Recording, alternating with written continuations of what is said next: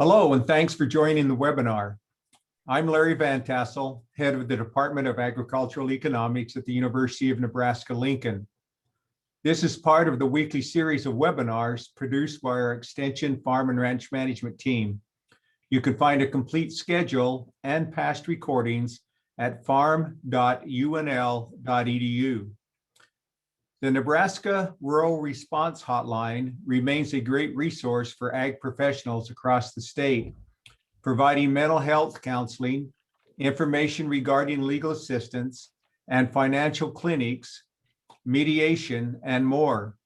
The hotline's toll-free number is 1-800-464-0258. We also have a wealth of resources related to stress and wellness at ruralwellness.unl.edu. Nebraska farmers and ranchers are becoming more curious about carbon markets, carbon offsets, and carbon banking, with some producers already receiving offers for payment for increasing carbon storage.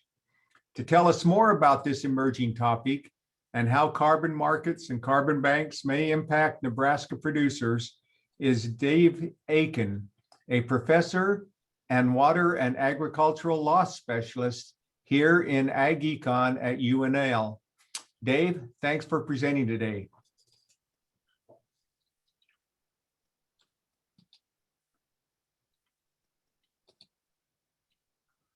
Okay, how's it look? Looks great. Okay, that's great. Well, we're going to talk about carbon farming today, as it's now referred to. And let's just jump right in. We're going to talk about, what are carbon credits and what are the different markets for them? What's going on right now?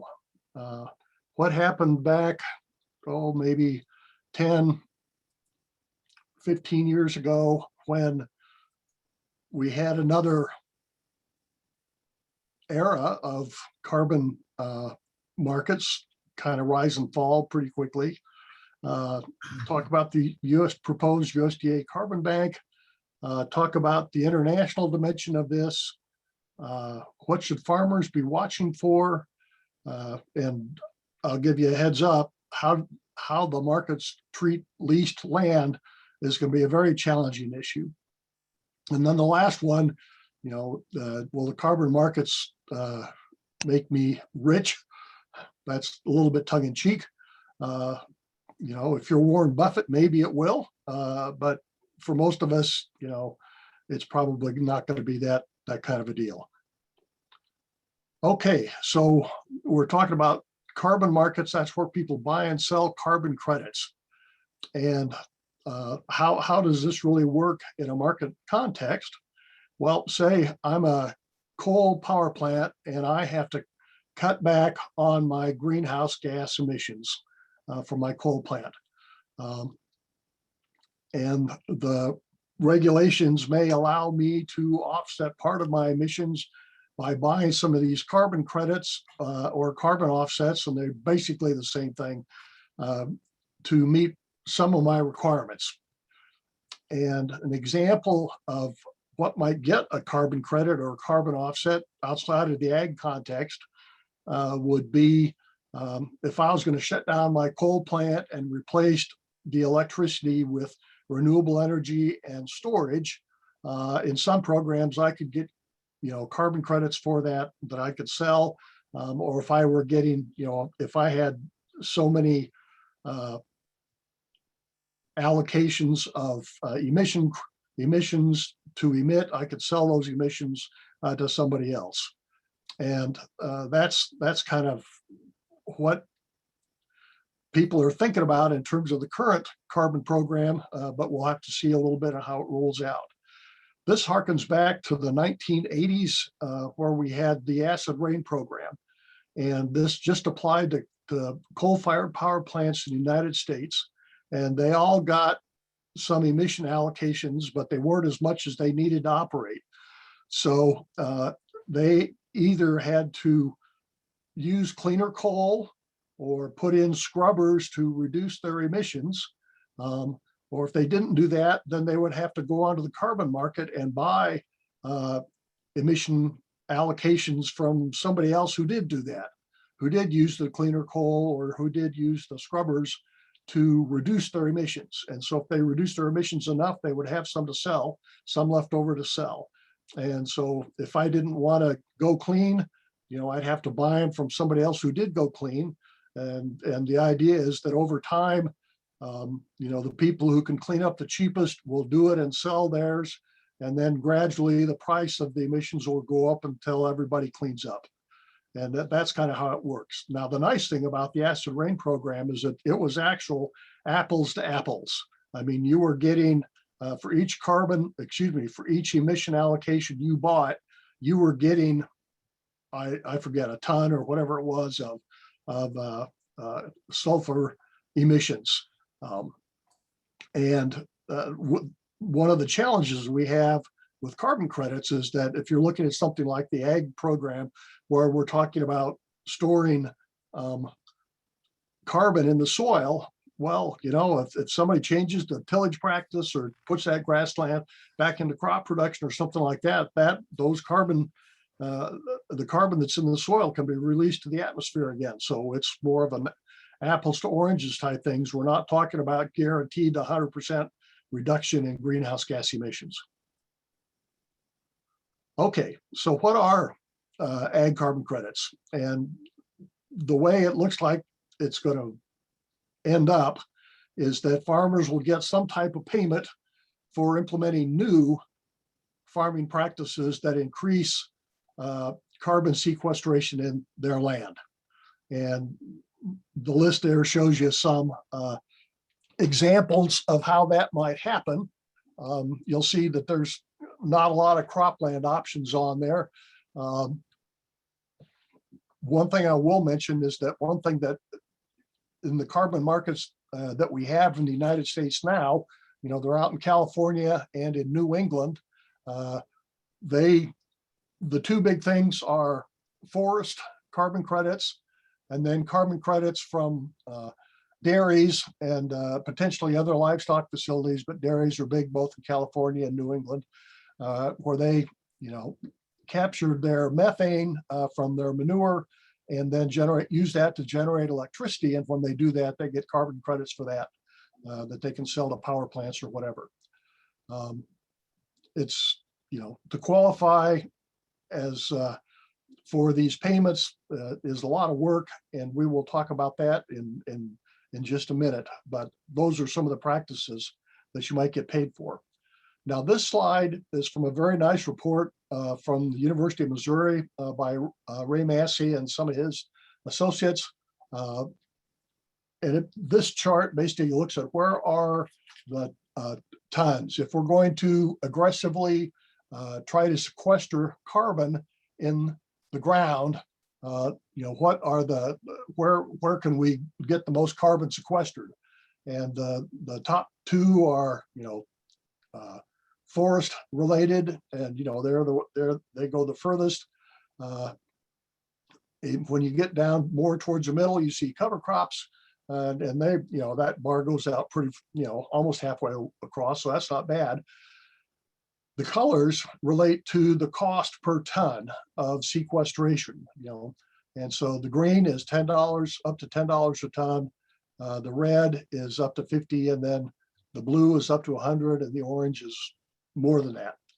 And the nice thing about cover crops is that they're in that $10 range. So that's something that's, that's something that's going to be exploited first, whereas the more expensive stuff may take longer to come online. Now, this is from a Illinois report, actually, that just came out yesterday that talked about the same topic that I'm talking about today, although they take a different slant on it, but that's okay. The good thing is that they have some of the row crop options that we might be looking at, and looking at what are the emission reductions associated with that. You can see that most of them are under 0.5, and that's, I think, probably tons per acre or something like that. And whereas you get, putting land in or cropland into grassland, the factor is 14 and that. So most of these payments in the long term are going to be tied to the price of carbon. So if you have to get a lot of acres to get a ton of carbon sequestration each year, then that payment is going to be divided over a large number of acres for a lot of these cropland activities. So, but anyway, that's just how it shakes out. Now, what are the different types of carbon markets? And right now there's two of them. There's the voluntary markets and what are referred to as the compliance markets, also sometimes called mandatory markets or regulatory markets, but we'll just call them compliance markets. It's not quite such a scary term. Voluntary markets are when corporations, they say we want to be sustainable, so we want to offset all or part of our carbon footprint, so we're going to buy these carbon credits on the voluntary market to do this. So when Al Gore hops on a plane to fly out to California to give a climate talk or something like that, he can go on the voluntary market and buy offsets to cover the greenhouse gases emitted for his share of the emissions on his plane trip. So there's, that's what these carbon markets are for. They're not involved in any regulatory sort of thing, but they do. There are people who want to go green, who want to help, on the climate side of things and that sort of stuff. And this gives them a way to do that. Now, some of them just want to do it for the PR, but a lot of the people who are the buyers in this are really serious about wanting to help on global warming. And so even though the certification is not necessarily at the same level of detail and verification that it would be in the compliance markets, they're pretty serious about wanting their carbon offset to be real, not just something that's paper. So, that's that, but that is a difference between the two. The compliance markets are different. This would be in the European Union, where they have a carbon cap and trade system similar to California does. The New England Regional Greenhouse Gas Initiative. They also have basically cap and trade programs. And so there's a higher bar in terms of the certification and verification for these carbon credits in order to qualify for their program. And as I mentioned earlier, in the California and the RGGI, or the Regional Greenhouse Gas Initiative program, their ag or land use based credits usually are these forest credits or these dairy credits from the methane capture and conversion into electricity. And the certification process is more involved and more expensive. Okay, now we're going to switch back to the voluntary markets. This is shows some prices as well as some quantity, how many of these things were sold as it converts to tons of greenhouse gas emissions. And if you'll see, if you go across the top row, that's forestry and land use. That's where these ag carbon credits would be. And it is by far the biggest part of the market in terms of where these carbon credits come from. And this is global. This is not limited to the United States. Most of these transactions are over the counter. So there are not, there are some national exchanges, but we don't have a national exchange in the United States, at least not that I've been able to run down. Some countries have national exchanges, but most of these carbon credits are sold, directly between the buyer and the seller. In fact, the developers who go out to develop these projects say they usually have their carbon credits sold, before they actually, go and develop their, if they're looking at methane conversion on a dairy or something like that, they've got the carbon credits from that sold before they go and make the investment to, turn that methane gas into electricity. Okay, this is a little bit different one. This just shows the in the voluntary market, the verifiers. And basically there's really only two. Verified Carbon Standard, or VCS. You can see it over there, they certify the most. Then they're in a partnership with another group and they do the second most. And then the gold standard is the third. But so between VCS and the gold standard, that looks like maybe 90% of all the verification there. But there are these groups out there who do this, but it's, there is not complete uniformity at this point in time. It's all private, and so it's very flexible. Now, this shows for two countries how carbon credits have been generated, what type of carbon credits they are, and their average price.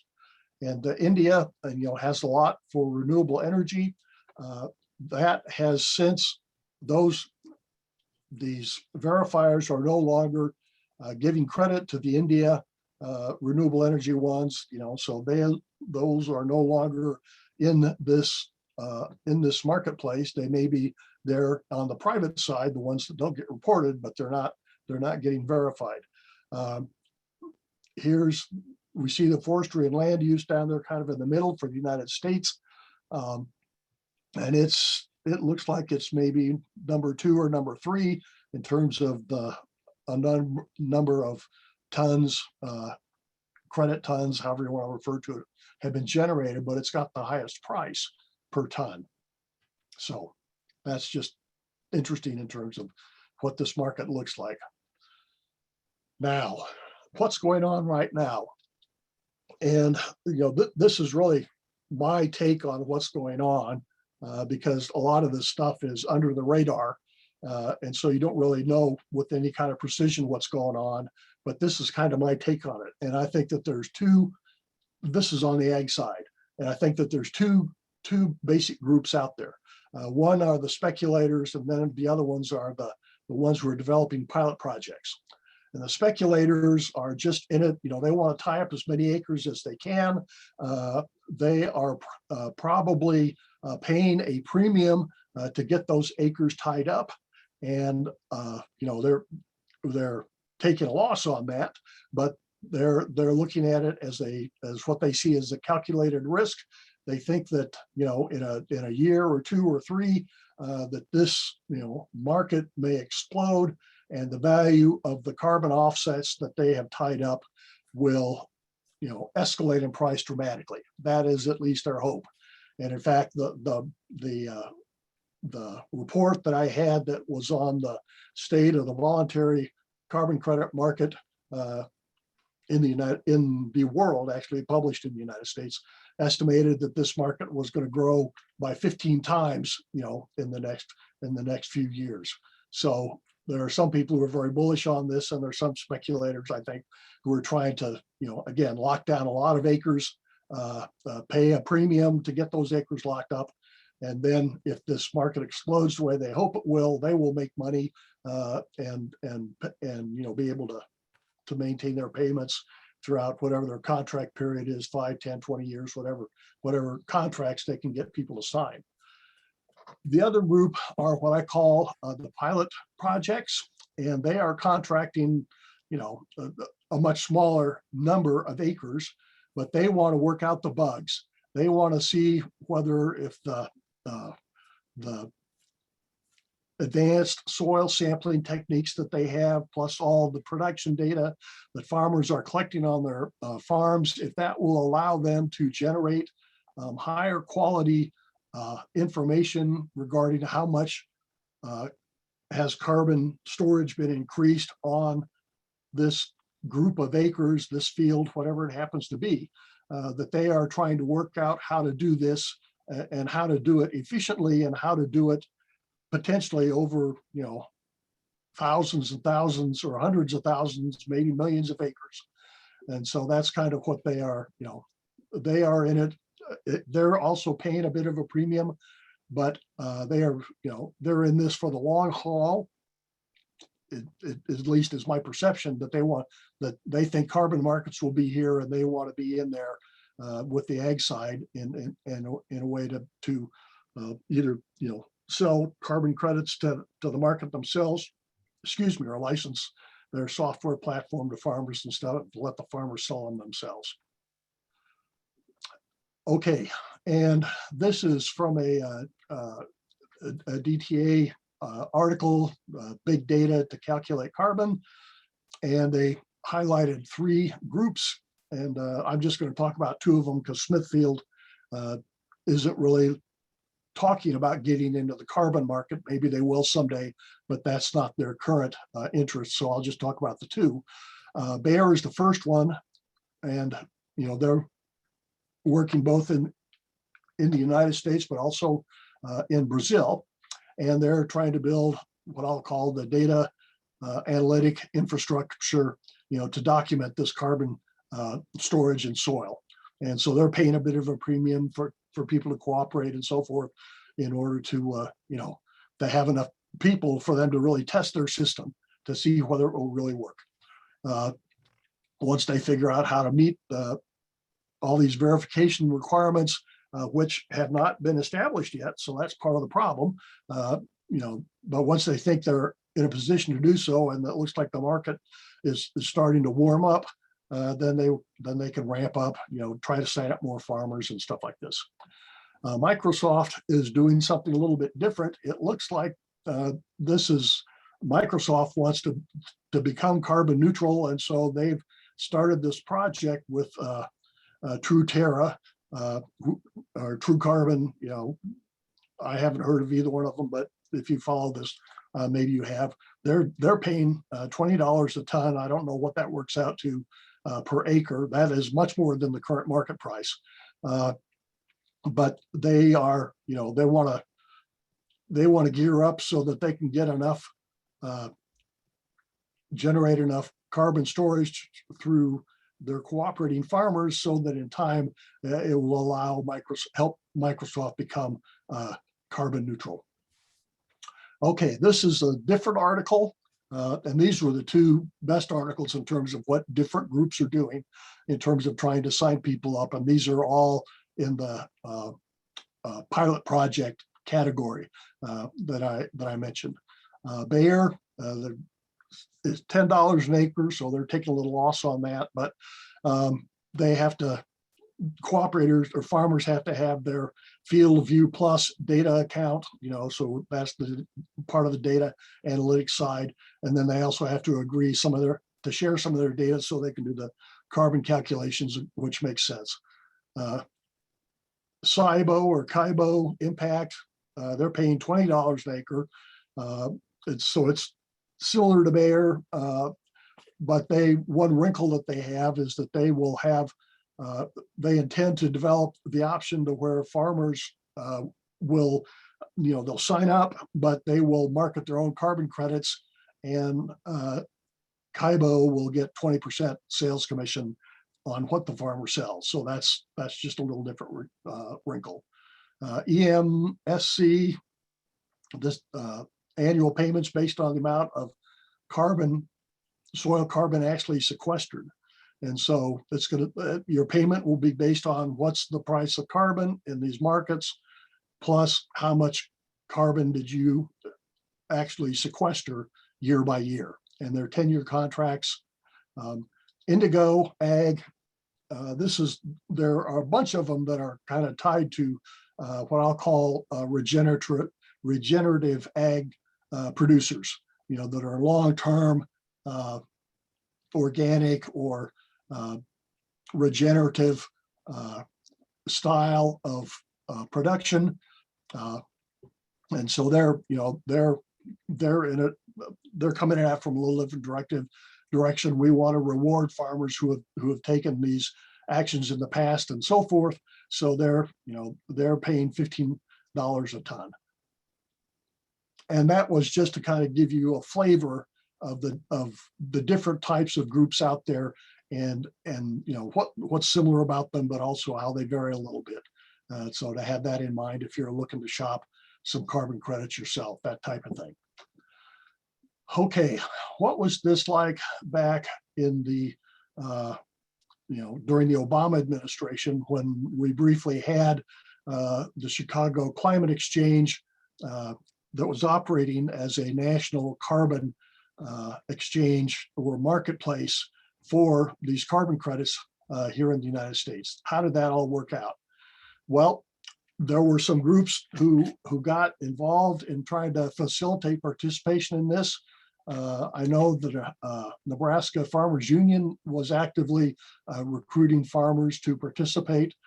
Iowa Farm Bureau set up a subsidiary, the Aggregate Climate Credits Corporation, that they're an aggregator. And, you've got to, the more acres that you have under contract, then the more tons you have of carbon you have to sell. So, they were trying to sign farmers up and stuff like this. And it's interesting because we know a little bit about their contract. So I'll go through that in just a second. But this carbon, well, it didn't last very long.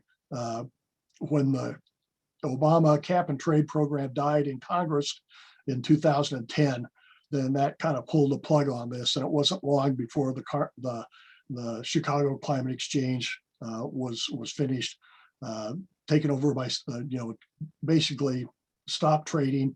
When they were trading, their carbon was selling for 5 cents a ton, so it was pretty much worthless at that point because there was no market for it, no reason to buy it. Okay, so what were the aggregate carbon contracts look like? What did they look like? Well, they were, one positive thing about them is that, being a subsidiary of the Iowa Farm Bureau and so having a pretty ag friendly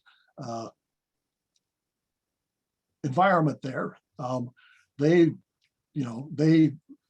tried to figure out a system that would both be something that they could sell on the carbon markets, but something that was also farmer friendly. And so with their sign up program, they relied very heavily on USDA FSA data for the farms, their farm number, tract numbers, number of acres, the crop certification, FSA crop certification, and all of that stuff.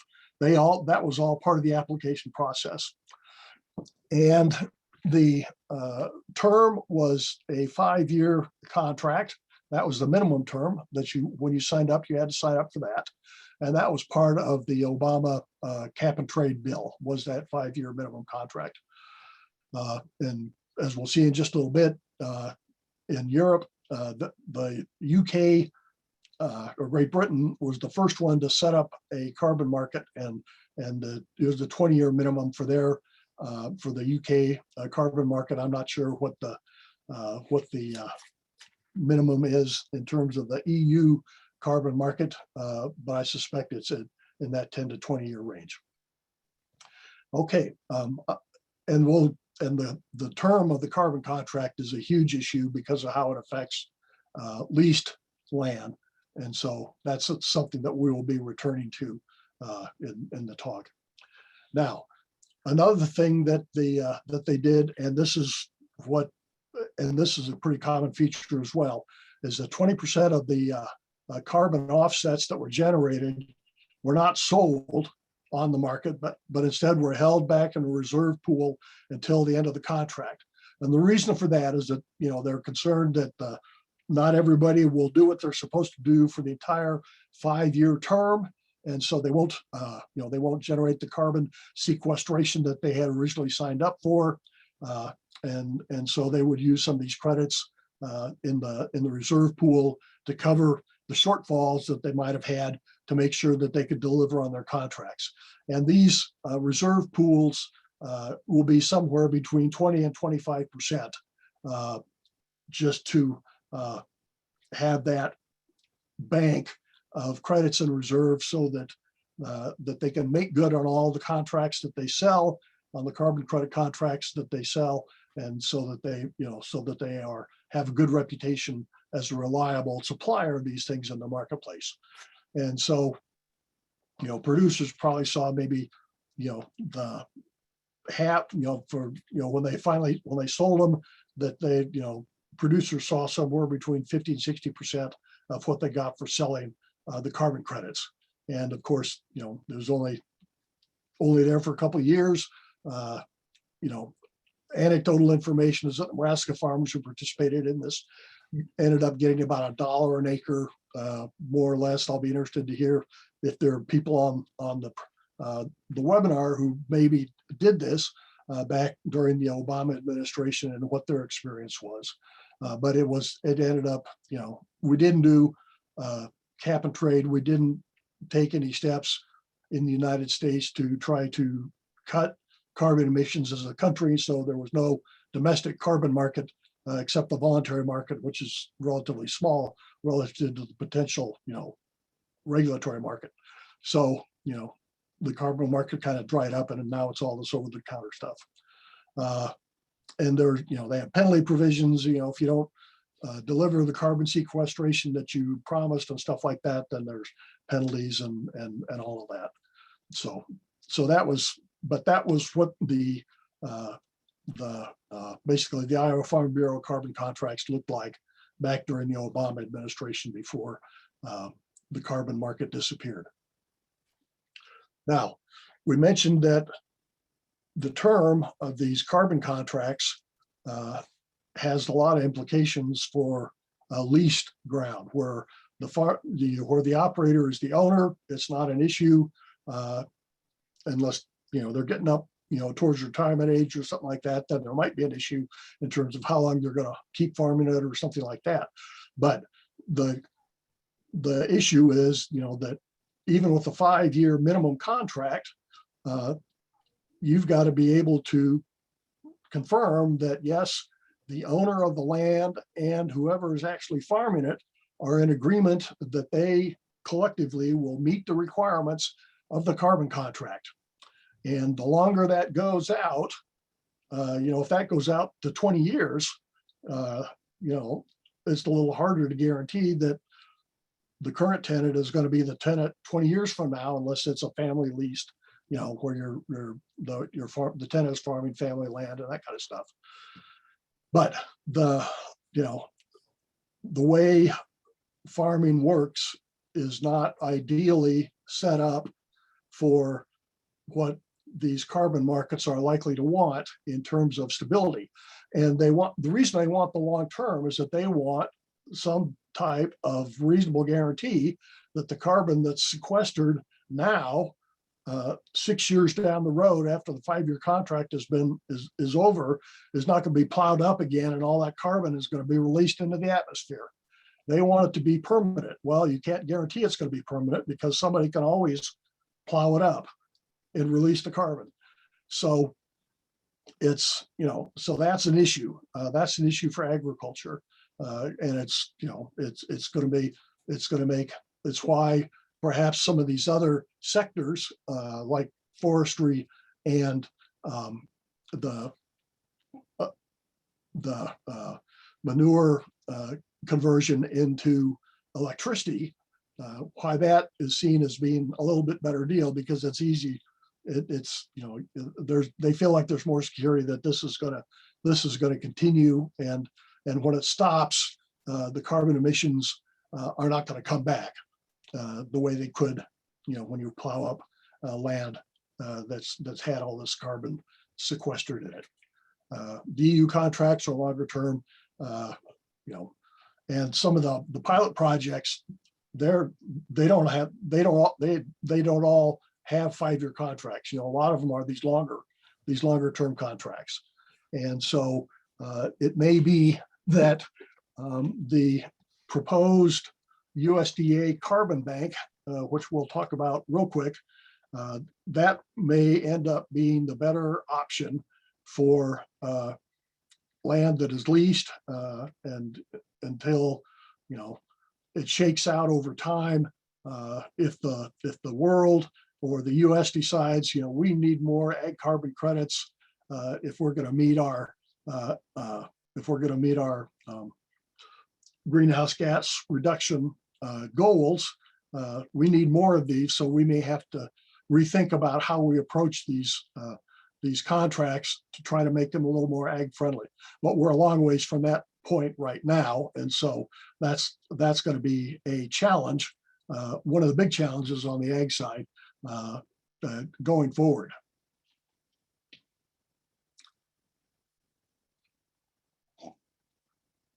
Okay, USDA Carbon Bank.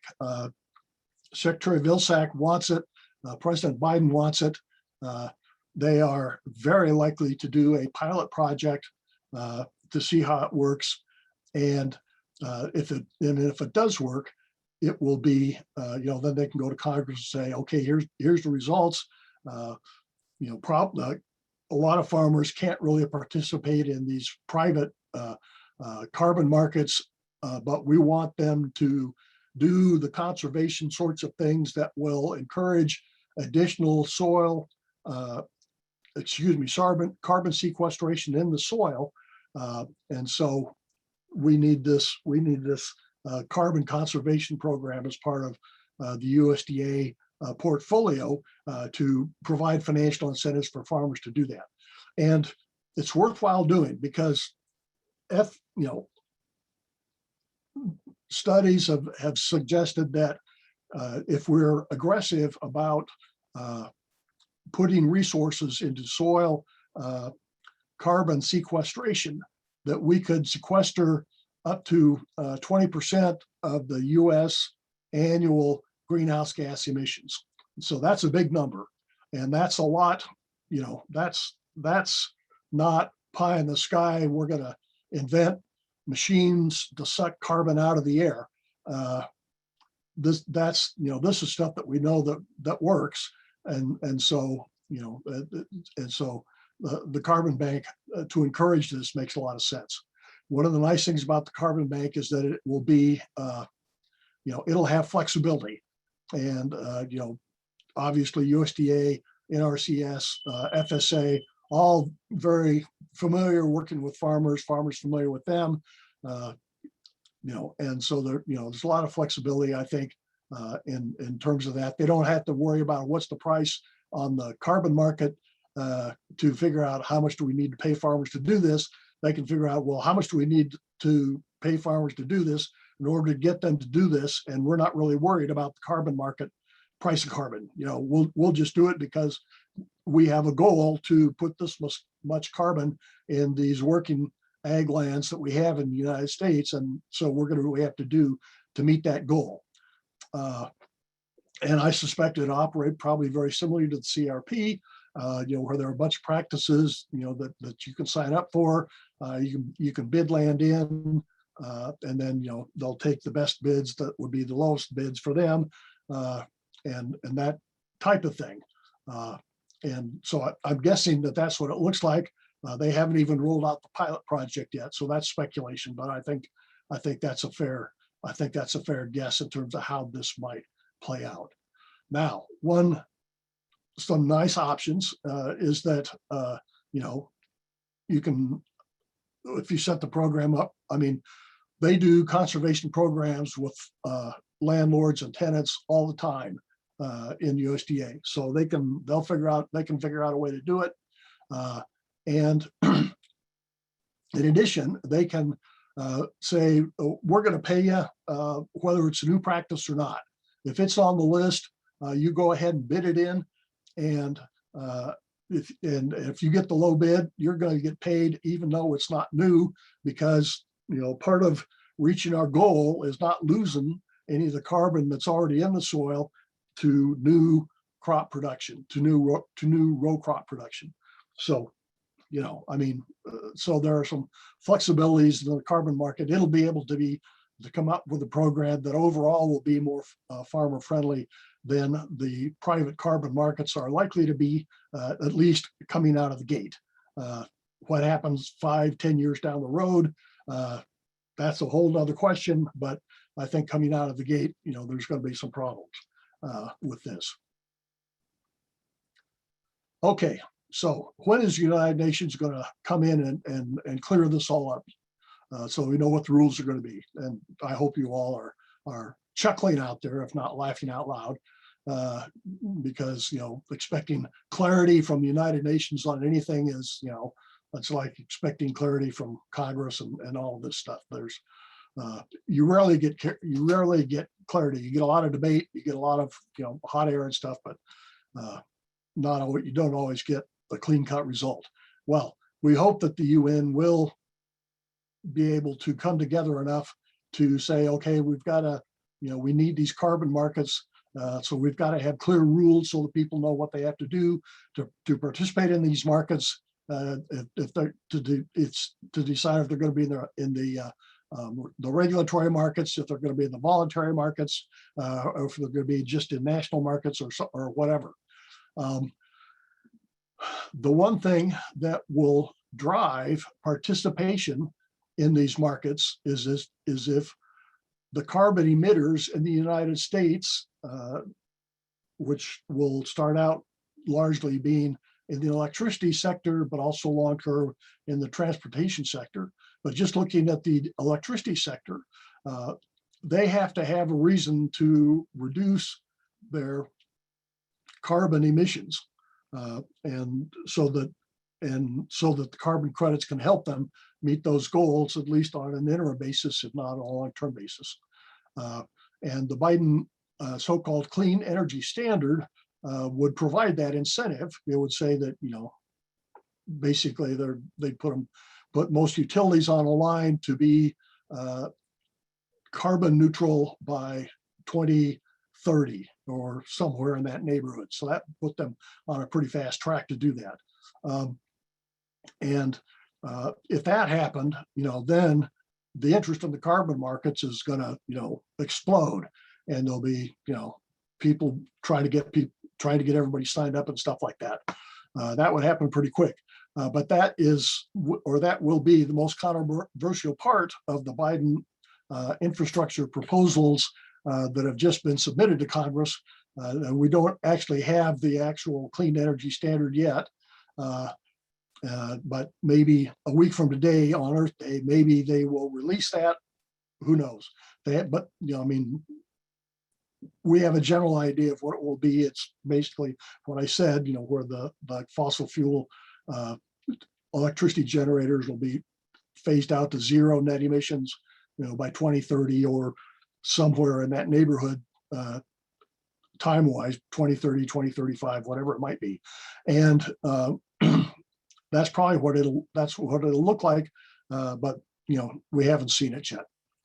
Now, one thing to bear in mind is that there are going to be a lot of different niches in this carbon market. There's not going to be one carbon market. There's going to be a bunch of different carbon markets. We're going to have voluntary and compliance. If President Biden gets his way on his climate proposals, assuming that happens, and that's got to happen for the U.S. Carbon market to grow. But assuming that does happen, there'll be the voluntary side, there'll be the compliance side within the United States, and the United States can set the rules for that.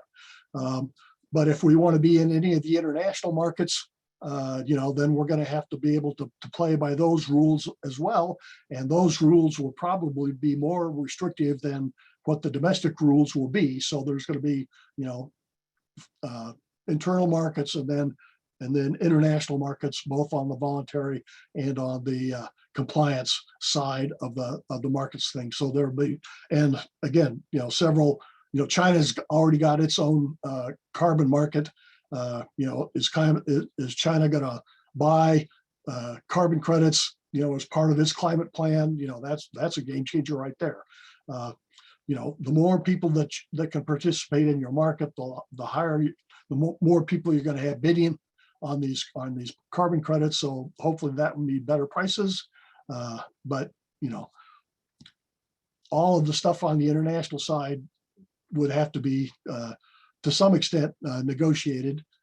They've got some stuff right now, but if they're going to open it up, especially on the ag side, they probably need to negotiate a little bit more. But that's, so we don't know what the timeline is on that. Okay, what should farmers watch for? Well, President Biden is going to have some foreign folks in to Washington to talk about climate a week from today on Earth Day. And there'll be formal UN meetings later this year, and then again in 2022, 2023. So I mean, this thing is going to unfold over time, but a year from now, we should know whether the U.S. has a program to cut carbon emissions in the electricity sector of the economy, and whether we've got programs and policies in place to cut carbon in other parts of the economy as well. Other things we should watch for, how many countries are going to commit to being carbon neutral by 2050?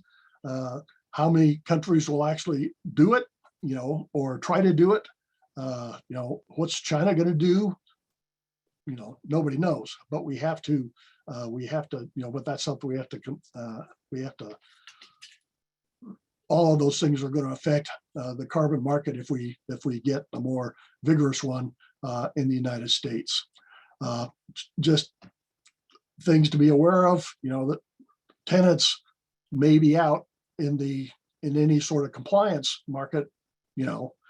They may be out altogether initially, in that they only, to meet all the requirements, it's got to be the practices and the ownership of the land have to be tied down really tight in order to qualify for some of these compliance markets. So we'll have to be creative on the legal side to come up with mechanisms to do that. But you could look at stuff being filed on farmers' land in terms of saying, yeah, you're committed to these practices for these periods of time, and to not do these things, and all that sort of stuff. So it could get pretty involved. And the more of that stuff there is, then the more paperwork there is going to be, and the less money from the carbon contracts is actually going to come back to the farmers. And so the carbon bank initially may be the best bet for a lot of producers. And so, we hope that gets off the ground. Okay, is this going to make me rich? Can I sell carbon credits and retire? Well, if you become, the Warren Buffett of carbon credits, maybe. Otherwise, I don't think so. I mean, the last time around, I remember one farmer saying that, well, the check that we got, we get a check every 6 months, and the last check we got meant that I could take my wife out to a nice place for dinner. So it was $100 maybe, not a lot. So it could be that there's, if everybody gets serious about climate change and reaching net zero emissions by 2050, agriculture and soil sequestration is going to have to be a part of that. There's no way we can get to net zero without ramping up carbon sequestration in the ground. So we're going to have to figure out a system that will work, for the environment, but that will also work for the farmers and the landowners. Now, there's a political dimension to this as well. It's also very important. If Mr. Trump or a different Republican with environmental policies very similar to Mr. Trump beats President Biden in the next presidential election, then all this could, go down the toilet. Or if in the next midterm election, if the Democrats lose seats in the House or lose seats in the Senate, that could make it impossible for President Biden to get something through Congress. So the United States is a key player. We're the second largest climate emitter. We are the largest cumulative climate emitter in the world. And what we do or don't do really sets the tone. If we're in there and we're cutting carbon, then that makes it a lot harder for China, for example, or Southeast Asia, or maybe even Russia, to say, well, we don't have to take this very seriously. If the United States isn't doing anything, we can do a little bit, and we're a lot better than them. And so we can talk about how clean we are and how green we are and how dirty they are, all that kind of stuff. So, what happens in the United States is huge. if you can say, well, Mr. Biden is going to get 2 terms, and then he's going to be, and then who succeeds him is going to be another Democrat. Then, I'd say, well, yeah, that's 12 years. Yeah, that's long enough for this to get off the ground and get going. And make it a lot harder to move back from. But if it's 4 years and that's it, and we're back to where we were, before the election, then, this all goes in a cocked hat. So we have to see how this works. One thing for sure, I've already highlighted the leased land issue.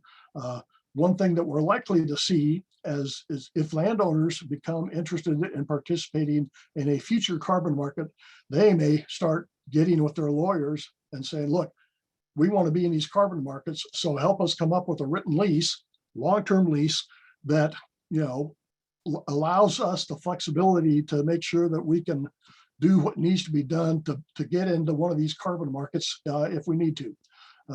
And that's the lawyers don't have all that figured out yet. And so, this is not you're not going to find these things online to, where you fill in the blanks and that's it. This is something that you're going to need some real legal assistance with. But if the market improves, or it looks like there's going to be enough carbon cutting in the United States, through government regulations and government programs, then people will have to start taking a look at this on the legal side and to deal with it that way.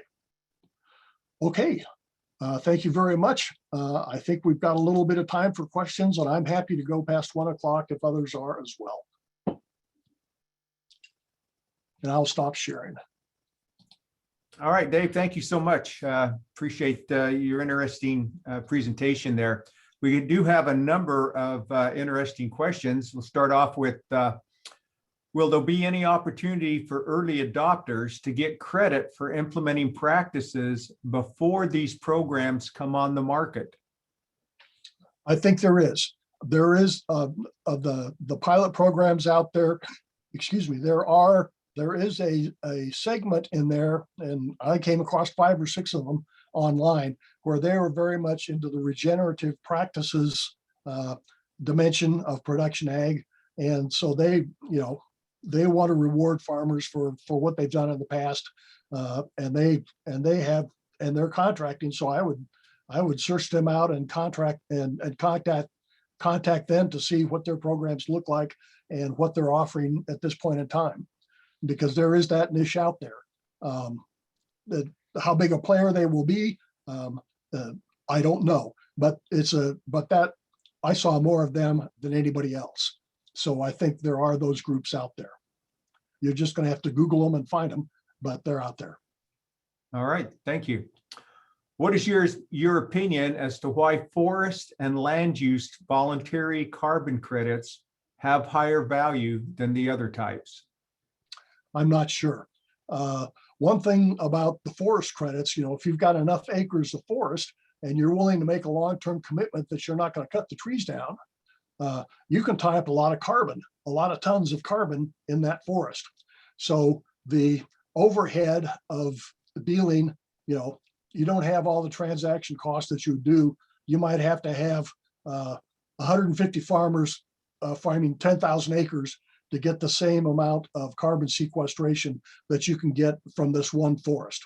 So, the transaction costs are going to be a lot less, and they are seen as a secure long-term carbon sequestration option, whereas on the cropland side, they can go down to, that carbon can be stirred up anytime somebody decides to cultivate.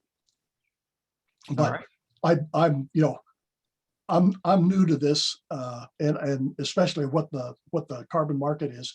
If anybody wants, send me an email, and I will be happy to send you a link to the report that discusses the current voluntary carbon market in the United States, and send you a link to them so you can download their reports, which are free and go back several years. All right, Dave, can you describe the role of the carbon registries? Were all of those on the chart of participants carbon registries? Yes, they were, well, the carbon registry is something that California has adopted or that has been developed for the California cap and trade program. You know, they've got a lot of forests out there and stuff like that. And so they were one of the early ones in the United States. And they, you know, I'm sure they were hoping that the carbon market was going to explode, but it didn't. You know, it's been around for 20 some years. It's an older one. And they certify projects as saying this is how much carbon they're going to, you know, prevent from being released in the atmosphere, whether it's going to be sequestered or whether, you know, emissions are going to be reduced or whatever. And so they, you know, they're auditors and engineers and all of this stuff, and they certify the project and say this is how much carbon is going to be saved over this period of time. And then so once they get that certification, then they qualify as being a carbon offset in the California cap and trade program. Now, they're all, you know, that's something that was designed to work in the California market. There are other ones that are specific to the New England market, and there are other ones that are purely voluntary, purely for the voluntary market. They're not looking at any compliance stuff at all. So, you know, they're all a little bit different, but the California one, the carbon registry one out of California is one of the older ones, and it was developed directly in response to the California cap and trade program. All right. So this next question refers back to slide 16, where you talked about carbon credit buyers want additionality. So new practices and it won't happen without payment. Question is, doesn't putting land in carbon bank essentially mean government makes payment and not private carbon credit buyers? Won't carbon credit buyers have to go to other non-ag sources, thus bidding up the price, which farmers won't receive? Okay, there's kind of two questions here. One, or at least as I understand it, additionality, and this sounds like it maybe came from an ag economist, but I won't point any fingers or anything. For the compliance market and for some of the voluntary market, you have to show that these are new, basically carbon offsets, that there's going to be less carbon released this year because you bought that carbon offset.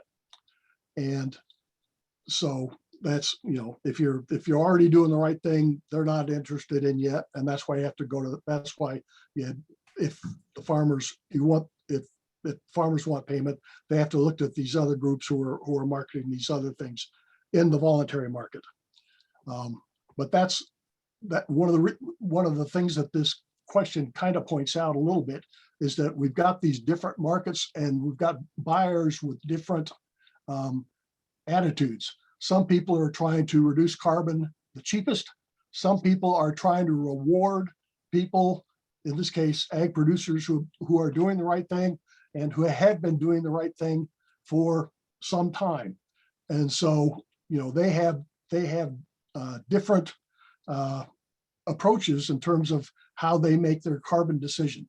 I think because we have this market that has potentially many buyers and sellers, that the carbon bank proposal to me makes a lot of sense for several reasons. One, it gets around the leased land issue, which I think it may take some time before the commercial or carbon markets, especially the compliance markets, come around to saying we've got to, in order to get this stuff sequestered, we may need to go down to 5 years, even though we'd rather have 20 or 10, and that kind of thing.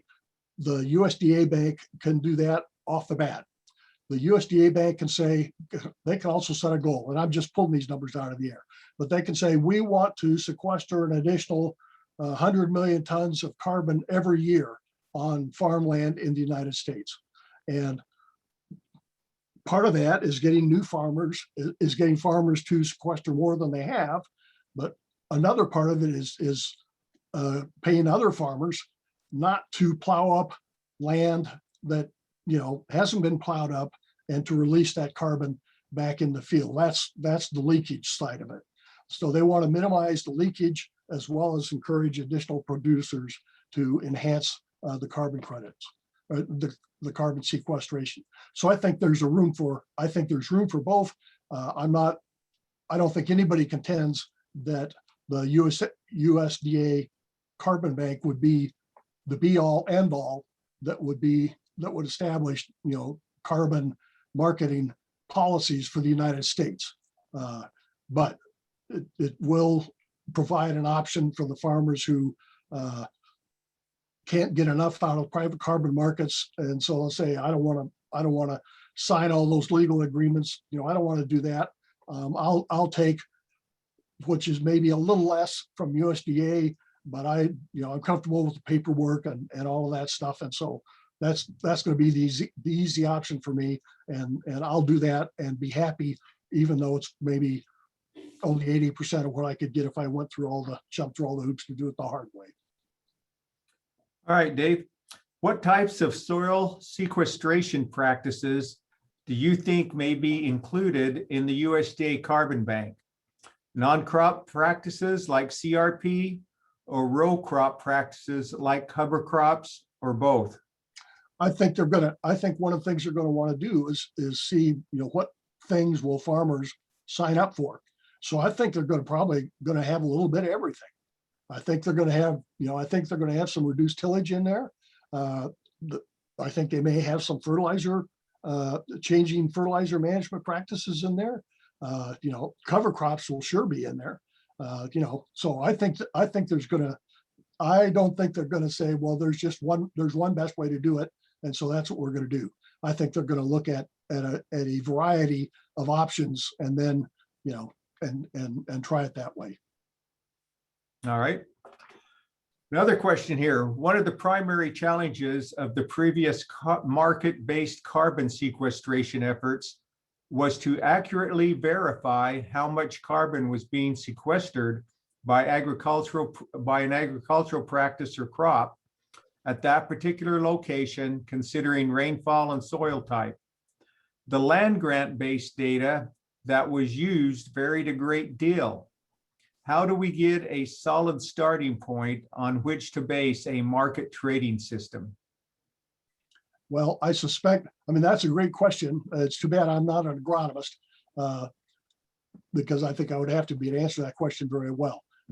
However, in my buzz through Google land, where I was trying to find out information about all this stuff, I came across where a national renewable energy lab was working on a new, and it was new to me, maybe it's not new to others, but they're on a new way where they take a very small soil sample and would be able to get a pretty complete soil analysis, including carbon content, within 15 minutes. And so the government is working on better ways to try to analyze what I'll call the carbon relevant data. But what the answer will be, I don't know. But I know, they gotta start somewhere, and they will. They will, if nothing else, will go and say, okay, well, here's the initial soil sample protocol that you have to do. And they'll take that and analyze that and say, okay, now we're going to monitor the changes from here on out, and that's what you're going to get paid on. But it's probably going to be something like that. All right, next is a statement that you can give your opinion on. It has been my experience when I sign a contract with FSA, I am bound for the term, but they can change the terms of the contract whenever.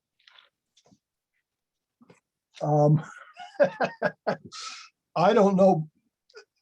I'm sure that the contracts have some flexibility that give them the option to make adjustments if federal policy changes, say that Congress cuts the budget for these programs or something like that. They can't print money themselves. They have to, it has to come from the Treasury. So they have to have some language in there that gives them some kind of wiggle room in case there are these huge big political changes to come, or maybe some other types of changes to come. I've never looked at their fine print, but I'm sure that they have that kind of flexibility built in. And because they're in a politically uncertain environment, that's a big part of the reason why they have that in there. All right. Dave, referring to slide 19, ultimately, isn't this a problem of the market, carbon credit buyers wanting and needing one thing, such as new practices, long-term commitments, etc., and agriculture not wanting to do what it takes to meet that? I'm not sure. I don't think I necessarily agree with that. I mean, ag has been traditionally, ag has not jumped on the bandwagon saying, yeah, this is climate change happening, we got to do something about it. That certainly has not been the case. However, there has been an awful lot of interest expressed in terms of people wanting to find out more about these carbon markets so they can figure out if participation makes sense for them or not. Climate change is no way caused by agriculture, in my opinion. Climate change is caused by fossil fuel combustion. And so, ag to me is not the problem, rather it's a part of the solution, and potentially a big part of the solution. And so, we'll, if this railroad keeps going down the track, then, we'll see how it turns out. But I don't see ag as being the problem. If some farmers don't want to put their lands into these, carbon CRP programs, if that comes out of USDA or sell carbon credits, that's not a make or break deal in terms of, whether we're going to beat global warming or not. It's potentially significant, but it's not the make or break deal. Okay. Can you define what regenerative includes? What that includes? Boy, I don't know. It's greener than green, I guess. You really need Chuck Francis or somebody who is really into the regenerative ag movement to talk about that. And that, that may be another seminar topic for somebody, but I really can't say. It's just, the deeper the roots are, the better, that kind of stuff. All right. So Dave, will the Truterra, Bear, and Indigo Ag programs continue regardless of the USDA and the UN programs? It all depends. What the pilot projects and the speculator activity that's going on. If President Trump wins in 2024 and pulls the United States out of the UN climate program again, the market for the credits will take a dive, for the ag credits will take a dive in the United States, and a bunch of those guys will probably go bankrupt. So, that's if that's the scenario where where that it's just like it was before. It was a 2-year wonder and then it's gone, or a 3-year wonder and then it's gone. All right. The last Q&A we have here is an interesting one, Dave. Would there be an opportunity for an ag producer to be a carbon sequestration practice verifier as a side business? If so, where would you even begin to search out this opportunity? That's a great question. I'd say hop on Google, but that's all. One thing about these verification companies is that they all talk a lot about what their verification practices and protocols are. So you can, and they'll probably be the two ag ones would be the manure, methane capture ones and the forestry ones. if I wanted to start learning about these, I would go to some of these, run down some of these verifiers, like the one that somebody asked about earlier, the one out in California, and see what they talk about in terms of the climate registry. And see, they give you a lot of information about their protocols. So you can learn a lot about that. And then that would hopefully give you some direction in terms of what the next step might be. All right. Well, thank you, Dave. We really appreciate the presentation today and for all of your answers. And thanks for everybody else for joining with us today. Be sure to check farm.unl.edu for recordings of these webinars and a schedule of upcoming webinars. Next Thursday at noon, our series is back with a look at the economic vitality of winter wheat in Nebraska. You'll be receiving a short survey in your email, and we would really appreciate your feedback on today's webinar and your input on future sessions. Thanks again for joining us. Have a good day.